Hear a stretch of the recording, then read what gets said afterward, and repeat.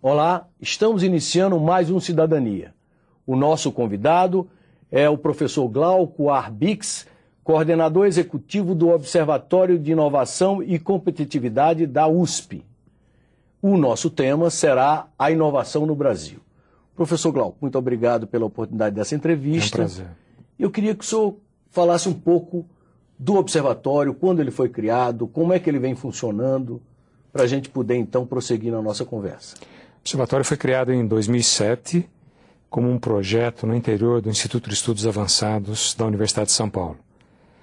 Ele congrega vários pesquisadores. Nós não temos um corpo fixo de pesquisadores, nós reunimos as pessoas mais adequadas, as competências, para a gente dar conta dos projetos que a gente se propõe a desenvolver.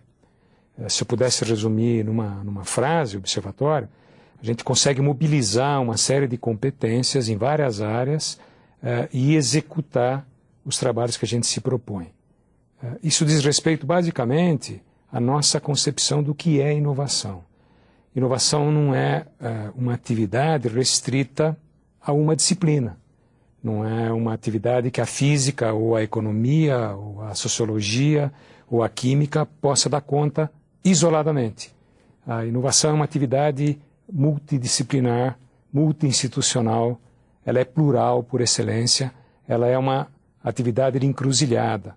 Exatamente por isso que nós fundamos o observatório num local da USP que se chama Instituto de Estudos Avançados, que é multi-institucional, ele não é desse ou daquele departamento, né? Não é dessa ou daquela escola. Ele congrega engenheiros, congrega físicos, matemáticos, sociólogos, antropólogos, psicólogos, porque para a gente inovar é preciso ter exatamente essa multiplicidade de vertentes, de histórias e de culturas. E como aferir o nível de inovação de uma economia ou de um país? Bom, há várias maneiras de se fazer isso. Isso é uma polêmica, certo? Porque em algumas áreas é simples. Alguém lança um produto novo, você consegue avaliar. Então, se você olhar para o mundo industrial, das empresas, das fábricas, essa realidade, bom, se a empresa produz uma caneta mais avançada, ela acaba inovando. Mesmo quando ela, num certo sentido, copia um pouco de alguém, ela inovou por aquele seu mercado, ela inovou por um determinado segmento, numa região. Tem alguma coisa de novo a gente sempre encontra.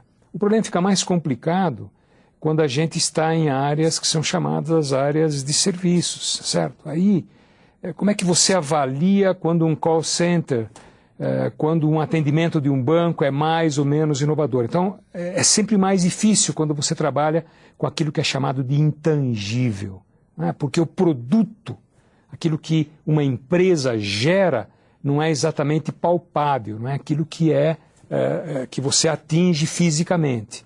Então você precisa desenvolver uma série de conceitos, uma série de mecanismos para avaliar como é que isso é feito. Para discutir uma economia, a situação fica mais complexa ainda. Então nós medimos quase que indiretamente qual é a nossa capacidade de penetrar em mercados altamente competitivos. Ou seja, a exportação é um elemento chave para você saber se uma economia é inovadora ou não é inovadora. Porque se você não exporta, você já está restrito ao mercado interno, onde, historicamente, os padrões de inovatividade daquilo que é novo são menores, porque você trabalha com aquilo que é hábito, com aquilo que é costume. Então você não tem tanta necessidade e você não está tão pressionado a colocar alguma coisa nova no mercado. Então, a ideia de exportar já é chave. A ideia de você expandir as suas empresas para outros países é mais chave ainda. Claro, uma coisa é se você vai para um país aqui, é nosso vizinho, que tem um padrão de competitividade semelhante ao nosso. Outra coisa é você se expandir para os Estados Unidos, ou para a Alemanha, para a França, para o Japão, certo? Então você tem maneiras indiretas de mensurar isso aí. A mesma coisa diz respeito aos processos internos das empresas. Uma empresa que antes fazia em 10 minutos e outra que faz em 1 minuto o mesmo serviço, ela tem alguma coisa nova, ela tem alguma coisa de diferente. Às vezes pode ser um mau serviço, mas se ela mantém o padrão, se o padrão de serviço continua sendo de excelência, o tempo acaba sendo chave. Então, quando você compara produtos ou serviços semelhantes, você acaba localizando aquilo que se chama a inovação.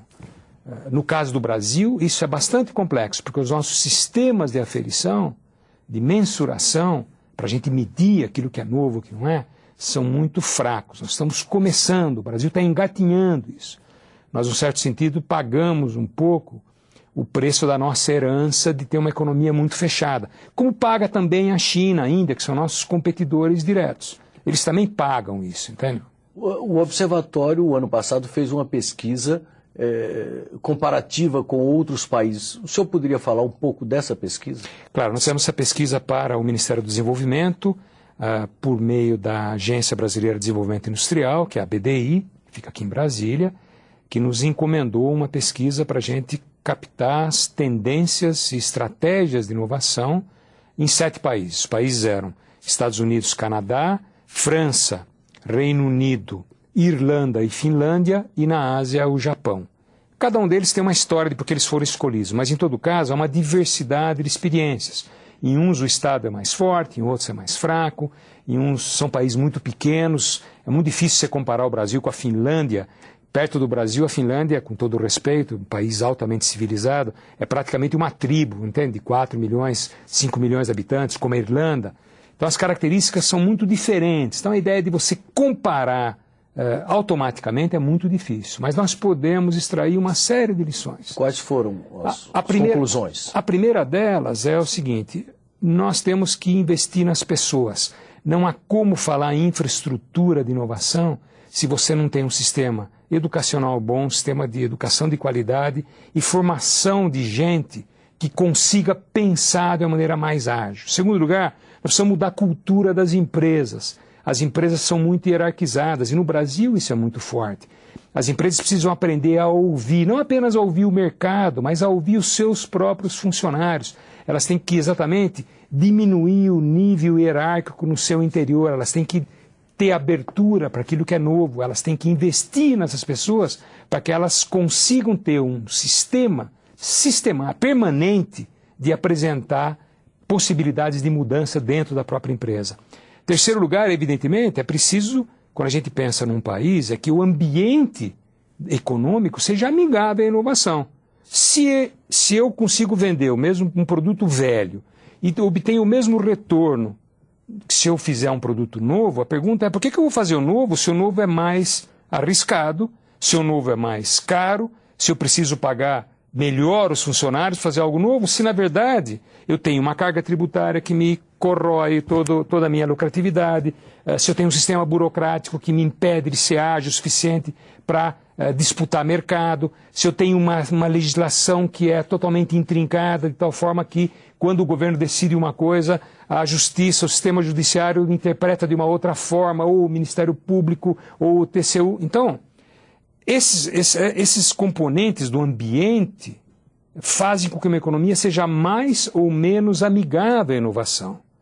Se você pegar esses países, alguns desses países que a gente visitou, como o caso da Irlanda, da Finlândia, ou dos Estados Unidos, ou do Canadá, ou do Reino Unido, e todos eles, mesmo na França, no Japão, que tem uma tradição de Estado mais forte, a tendência é muito intensa para que as economias sejam mais amigáveis, elas remunerem melhor, elas diminuam o peso sobre as empresas para a inovação.